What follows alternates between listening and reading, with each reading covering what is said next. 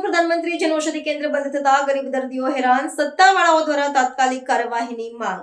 રાજકોટની સિવિલ હોસ્પિટલના પરિસરમાં આવેલું પ્રધાનમંત્રી જનઔષધિ કેન્દ્ર છેલ્લા 5-6 દિવસથી અનિશ્ચિત સમય માટે બંધ કરી દેવામાં આવ્યું છે, જેના પગલે સસ્તા દરે દવાઓ મેળવવા ગરીબ અને મધ્યમ વર્ગના દર્દીઓને ભારે હાલાકીનો સામનો કરવો પડી રહ્યો છે। આ મહત્વપૂર્ણ કેન્દ્ર બંધ થવાને કારણે દર્દીઓ ઊંચા ભાવે બહારની ખાનગી મેડિકલ સ્ટોરમાંથી દવાઓ ખરીદવા મજબૂર બન્યા છે।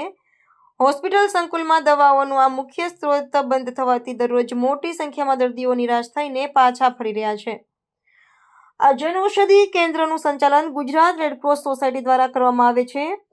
કેન્દ્ર બંધ થવા પાછળનું મુખ્ય કારણ અહીં કાર્યરત તમામ કર્મચારીઓ સામૂહિક રીતે રાજીનામા આપી દેવા હોવાનું જાણવા મળ્યું છે।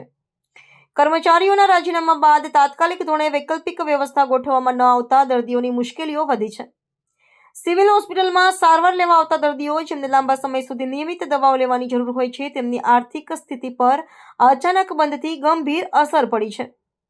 સ્થાનિક સત્તાવાળાઓ અને રેડક્રોસ સંચાલકો દ્વારા તાત્કાલિક ધોરણે આ કેન્દ્રને ફરીથી શરૂ કરવા માટે પગલાં લેવાય તેવી માંગણીઓ દર્દીઓ અને તેમના સગા સંબંધીઓ કરી રહ્યા છે। આ મહત્વપૂર્ણ સરકારી યોજનાનો લાભ સામાન્ય જનતાને વિના અવરોધે મળતો રહે તે માટે નવા સ્ટાફની નિયુક્તિ કરી અથવા અન્ય કોઈ યોગ્ય વ્યવસ્થા કરીને કેન્દ્રનું સંચાલન પુનઃસ્થાપિત કરવું આવશ્યક છે, જેથી ગરીબ દર્દીઓને સસ્તા ભાવે ગુણવત્તાયુક્ત દવાઓ મળી શકે છે। મારું નામ રસીદા છે। હું મારા ઘરવાળાને દવા લેવા આવી છું ગામડેથી। મારે મવડી ચોકે લેવા ગઈ હતી તો અહીંયા દવામાં ફેરફાર છે એટલે હું અહીંયા લેવા આવી પાછી કે તમે જ્યાંથી લ્યો અહીંયાથી તમે લ્યો એટલે હું અહીંયા આવી। અહીં તો બંધ છે તો અમારે ક્યાં જવું લેવા? કાંઈ સૂચના દેવામાં આવી નથી। હું આવી તો અહીં તો બંધ જ છે, કોઈ છે નહીં લખાણ કે ક્યારે ખુલશે કે શું છે કઈ। અંદરથી તમને કેટલી દવા દેવામાં આવે છે ને અહીંયાથી કેટલી? બહારથી જ લેવાની હોય છે। અંદરથી કોઈ પણ પ્રકાર દે અમુક દવા અંદરથી દે, અમુક બહારથી દે, એટલે બહારની હોય એટલે અમારે અહીંથી તો ફરજિયાત લેવી જ પડે અને બીજે લેવા જાય તો કંપની ફેર આવે છે, એમાં દવામાં ફેર આવે છે પાછો। તંત્રને શું અપીલ કરશો? કેવી રીતે જે મુશ્કેલીઓ ગરીબ દર્દીઓને પડે છે, તંત્રને શું અપીલ કરશો?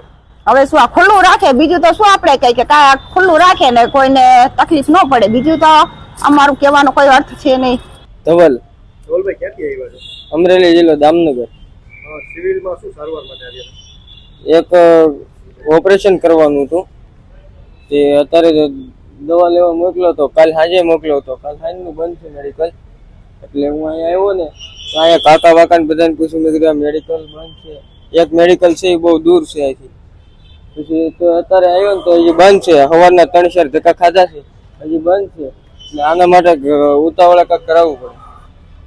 તમને કોઈ જાણ કરવામાં આવી હતી કે તમે ડોક્ટરને કીધું હતું મેડિકલ બંધ છે? મેડિકલ બંધ છે એમ કીધું હતું, તો એ કે સાંજે કીધું ને તો એ કે સવારમાં જ આવ્યો, અત્યારે પાછો આવ્યો છું જે મેડિકલ બંધ છે।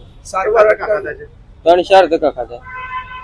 શું કહેલો ગરીબ લોકોને ધક્કા ખાવા પડે? અચાનક કોઈ સૂચના આપવામાં આવી તમને કે મેડિકલ બંધ રહેશે એવું કંઈ? ના એવું કઈ કીધું નહીં। તંત્ર પાસે શું માંગ કરો છો?